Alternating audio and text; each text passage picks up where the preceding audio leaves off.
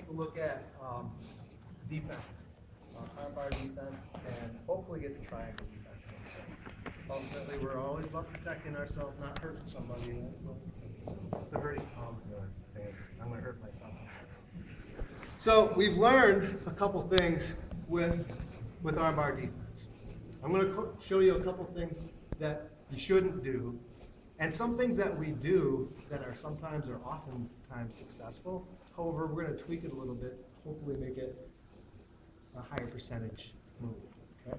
So the first thing, when I'm defending my armbar, go ahead and put me up with an armbar. Bam. Typically, this is a no-no. This is bad news. Some people panic here. You see this in MMA every once in a while against somebody that really doesn't know jiu-jitsu. They start coming up and then they stand. What am I doing? Yeah, especially with that cup in there. My God, that feels awesome. Right?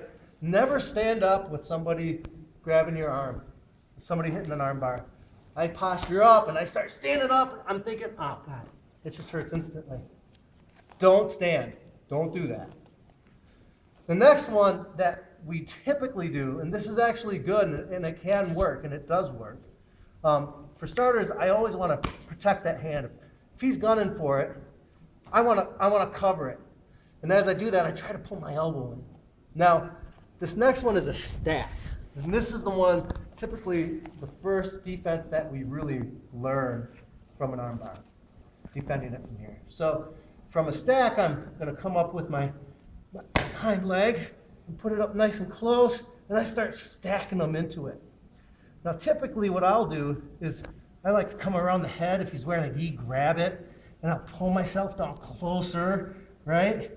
And I feel that pressure, and it's good pressure. And from here, I don't rip my arm out, because remember what happens if you stand up and start pulling. I'm going to give it to him. So instead, I'm going to pop. Little pops. There's a problem with this one. And again, it will work. It can work. But the problem is, and you'll see Ronda Rousey do it, I'm going to spin so you guys can see. I get here, I start stacking them, and he is going to go right upside here and throw his butt out, get the angle he needs, and bam! Now I'm in trouble again. So, if you can't win by standing, you can't win by completely stacking, let's look at a different way of hitting this where I think you'll have a little bit better success. It's a partial stack. Partial stack. So from here, he hits the arm bar. Same thing. I'm covering the arm. I got to protect this thing. Hind leg's coming up, but I'm not going to stack him over his head. I don't want to give him access to my hip. Instead, I'm going to look up, grab my hand, and I'm going to turn to where his feet are. From here. Boom. Keeping pressure on him. Pulling this down. Boom. Notice I'm on my toes. I need to put all this pressure on this leg. Here. I'm walking out. This hand is free. He can come out. He's got gi pads. He can grab them and straighten them out. At this point, I'm free. I can pull it out.